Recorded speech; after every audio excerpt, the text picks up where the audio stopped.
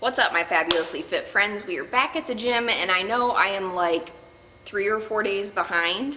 This pre-diabetic diagnosis has got my mind so screwed up. I have been thinking about it all day and all night, trying to find out a way to get my diet back on track without upsetting my other issues like my fructose intolerance and my gastroparesis. So I've just been kind of overwhelmed with eating, which is so silly because eating is such a natural thing, and it's something I've been doing quite well, I guess, for many years. I love to eat. So let's go ahead and get started, and hopefully I don't die because it is very warm in the gym today, and I'm actually quite hungry because I don't know what to eat, ever.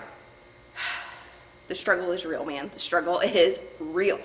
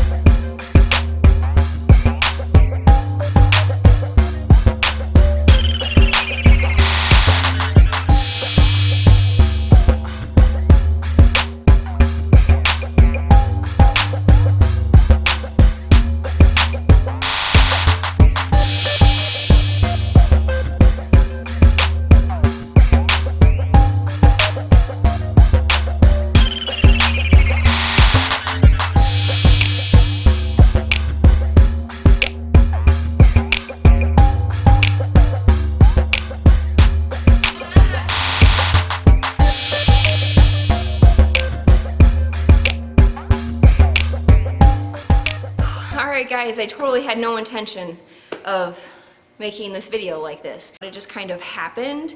I just wanted to show you the struggle of deadlifts and how it can get so frustrating being so close and then just not getting it over and over again.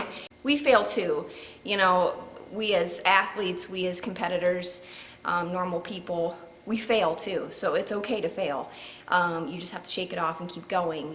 And in my case, I think I pretty much have called it a night as far as deadlifts go, and I'm gonna try again later. And by later, I mean like later on in the week. You'll probably notice throughout the video, I hit every single height that I changed to, but as soon as I took it to the floor, I could not get it over and over again. And I don't know if it's in my head. If I can tell you right now that my hamstrings feel very weak. And I felt that from the very first pull, from the very first fail. So I know that my hamstrings are weak, but I already knew that because of my knee surgeries and stuff. So that's just one thing I'm gonna have to work on. I'm also gonna have to work on pulling from the floor. I do all of my deadlifts pulling from the floor, but I'm very slow, basically from the floor to about mid-shin, and so I need to work on speed. So that is definitely something that I need to take into account. Doing things like this are very helpful because it shows you what you need to work on instead of somebody telling you what you need to work on or what somebody else sees as maybe a weakness. This is showing me firsthand that I have a weakness, what I need to work on, and by videoing myself over and over and over again, I see exactly where the problem is. You know, I'm not videoing myself for selfish reasons, not so I can go and watch myself repeatedly. This is so that I can see where things go wrong and I can fix it. So never let anybody tell you that you should never video yourself and you shouldn't learn from those videos, because that's 100% where a lot of people learn their mistakes and then can fix them. Or you can send them to your coach and be like, hey, this is happening, what do you see? Because maybe you don't see it and they will. So videoing yourself is huge. I want to show you guys firsthand that I fail, that I succeed, that I hit some PRs, that I have fun, and that I enjoy my training, because you can too.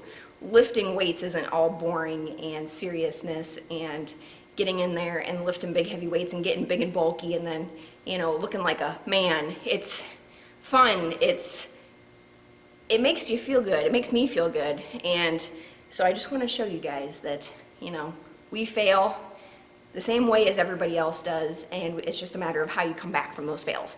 But anyways, I'm going to take you along with me to the grocery store as I do an official pre-diabetic grocery haul. And I'm going to wing it and hope for the best. And hopefully I can take on the rest of this week knowing that my diet is a little bit closer to being better and that I can overall better my health. And this whole pre-diabetic thing has gotten me so worked up, I'm just behind on everything. So you'll have to excuse me as I'm trying to deal with this huge life change right now. So here we go.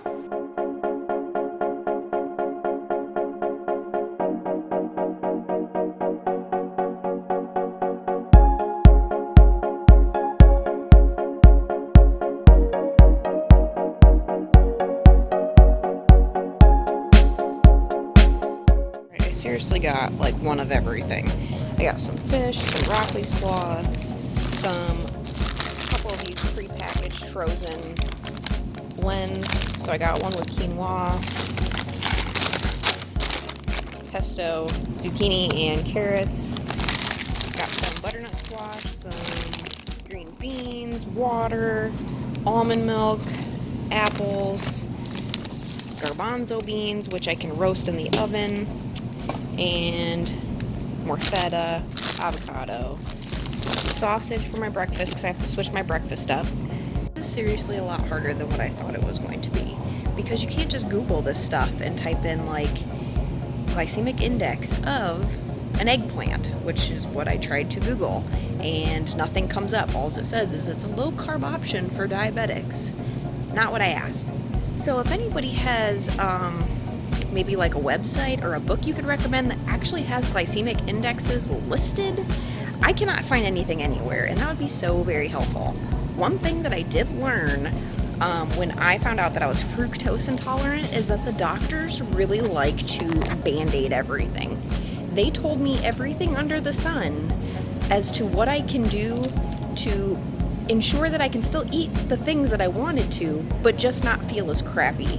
And I don't want that to happen with this situation. I took it upon myself when I was fructose intolerant to actually change my diet, not just band-aid it. So when I got an upset stomach, let's say for fructose, the doctors would say, eat Twizzlers, carry Twizzlers in your bag, carry Pixie Sticks in your bag. Cheez-Its are a fructose-free option. So I loaded up on the Twizzlers and the Cheez-Its, and I kept Pixie Sticks in my bag, so anytime I got a stomach ache, I could just pop one of those. Or if I knew that I was going to go someplace where I was going to just binge on things that I wasn't supposed to, I would have Pixie Sticks in my bag to ensure that I could still eat what I wanted and not have any ill effects. or at least to the extreme.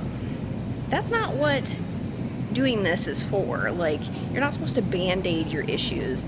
So I know low carb is best for pre-diabetics and diabetics, but you can also eat carbs on the lower glycemic end of things, if that makes sense. I do want to educate myself, and that was the best thing I could have done when I found out that I was fructose intolerant, and so that's kind of how I'm approaching this situation.